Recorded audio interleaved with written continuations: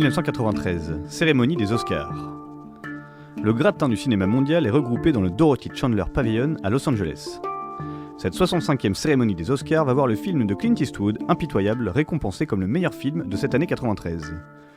Devant près de 45 millions d'Américains, les fans de cinéma attendent avec impatience le prix du meilleur acteur. 5 nominés: Robert Downey Jr. dans Chaplin, Stephen Rea pour The Crying Game, Denzel Washington pour Malcolm X, Clint Eastwood pour Impitoyable et Al Pacino pour Le Temps d'un week-end. Remis par Jodie Foster, l'Oscar du meilleur acteur sera décerné à Al Pacino. Après 7 nominations, l'icône Pacino est enfin récompensé. Dans son discours de remerciement, il n'oublie pas de mentionner sa ville et son quartier. Récemment, une jeune fille est venue me voir. J'étais à une cérémonie dans le South Bronx, l'endroit d'où je viens.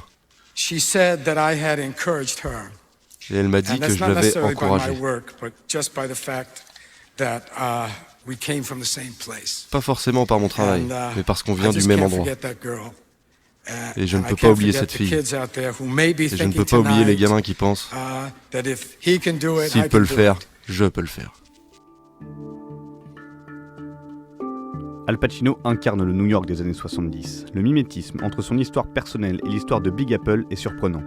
Portrait d'un monstre du cinéma américain qui a porté le nom de ses personnages au rang de mythe. Bobby, Michael Corleone, Tony Montana, Lefty.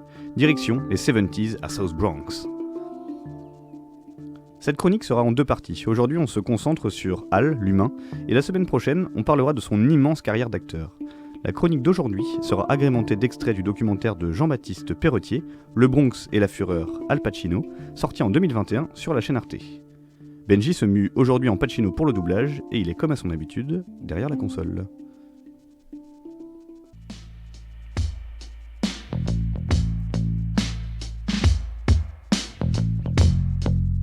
New York, 1970. La cité américaine souffre en ce début de décennie. La corruption, les meurtres, mais surtout une énorme épidémie liée à l'héroïne est en train de se répandre comme une traînée de poudre dans certains quartiers. Dans l'Upper West Side, le Chairman Square est un lieu intense du trafic d'héroïne. Surnommé Needle Park, le parc de l'aiguille, il sera le théâtre du premier succès de la carrière d'Al Pacino, Panic à Needle Park. Dans ce film, il incarne Bobby, un toxicomane qui sillonne la Big Apple avec Hélène, interprétée par Kitty Wynn, qu'il va également entraîner dans la toxicomanie. Pacino aime New York. L'histoire d'amour commence dès ses premiers pas.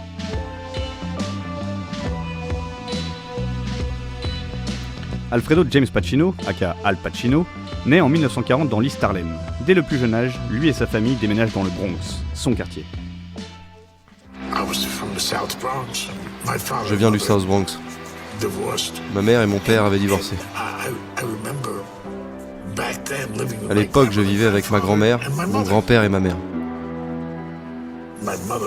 Ma mère était dure, mais elle était aussi formidable.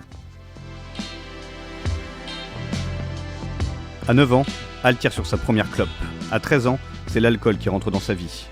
Au cours d'une interview, il déclarera que d'aussi loin dont il se souvienne, l'herbe et l'alcool ont toujours fait partie de sa vie. Il se lie d'amitié avec 2 autres petits du quartier. En grandissant, ces 2 amis d'enfance vont tomber dans le fléau de la drogue dure qui touche les New-Yorkais, notamment dans les quartiers défavorisés. Ces 2 jeunes amis n'y survivront pas.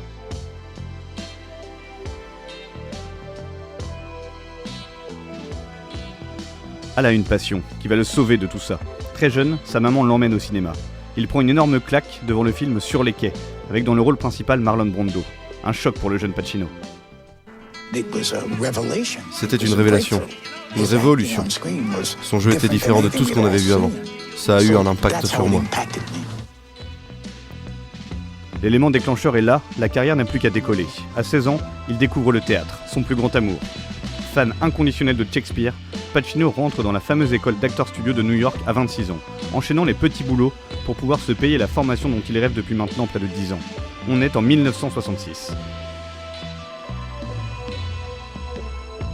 En 1971, après le succès de Panic à Needle Park, Al va connaître un succès encore plus grand, grâce à sa rencontre artistique avec Francis Ford Coppola.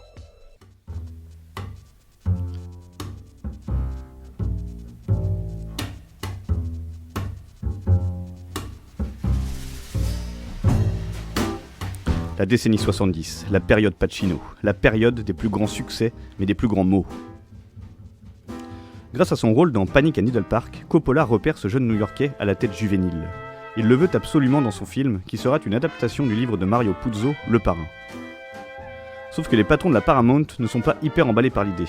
On lui préfère des acteurs bien américains, comme Robert Redford par exemple. Coppola ne cède pas, il impose Pacino et son accent.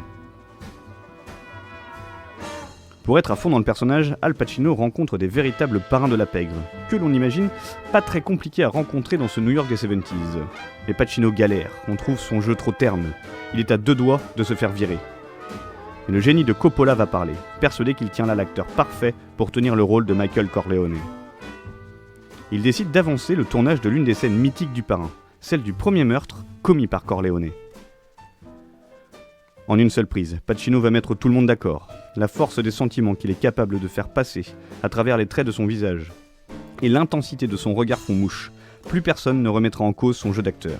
Le Parrain est un succès mondial, il est encore aujourd'hui considéré comme l'un des 10 meilleurs films de l'histoire du cinéma. La célébrité a parfois des contreparties néfastes. Al n'est pas en grande forme en dehors de son succès professionnel. Lors de l'avant-première du Parrain, Pacino panique de voir tout le Gotha de Gotham. Il quitte la salle, préférant se réfugier dans l'alcool. C'est encore une fois New York qui va le sauver. L'histoire de la ville qui ne dort jamais lui donne un nouveau scénario avec son rôle dans Serpico. Dans ce film tiré d'une histoire vraie, il y incarne Frank Serpico, un flic intègre dans la NYPD corrompu jusqu'à l'os. Il est nominé aux Oscars pour ce rôle. Oscar qu'il ne reçoit pas, et heureusement pour lui d'ailleurs, car il n'aurait peut-être pas été capable de monter sur scène pour effectuer son discours de remerciement. Pendant toute la soirée, Pacino se fait un festin de tranquillisants. La célébrité l'effraie toujours. En 1974, il revient à l'écran avec Le Parrain 2, le chef-d'œuvre de la trilogie. En 1975, il est à l'affiche d'Un après-midi de chien. Pacino ne peut plus contrôler sa célébrité. C'était un vrai problème pour moi. Ce qui me satisfaisait, c'était de jouer. C'est ce qui comptait. C'était vital, c'est ce qui me faisait tenir.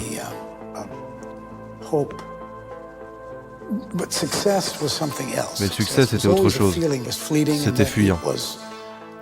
C'était étrange, ça me faisait peur.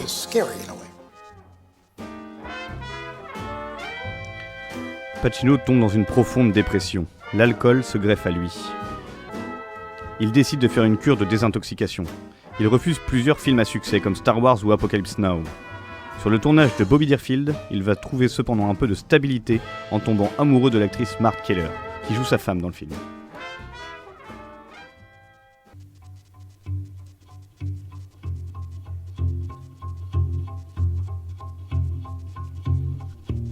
À l'origine du projet Scarface, il va se réinventer grâce à ce film. Il rompt avec ses qualités apprises à l'Actors Studio. Il se rapproche du théâtre en offrant des monologues mythiques dans le film de Brian De Palma.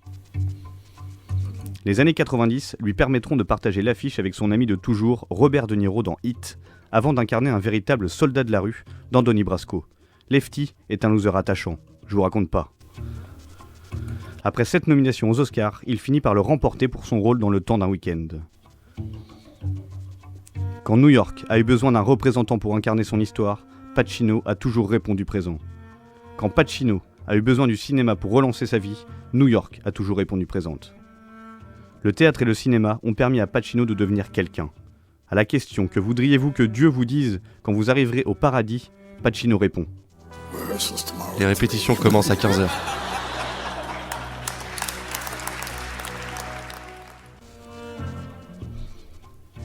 On se retrouve nous la semaine prochaine pour la deuxième partie de cette chronique consacrée à Al Pacino, où l'on reviendra en détail sur les meilleurs films du célèbre Al, extrait à l'appui.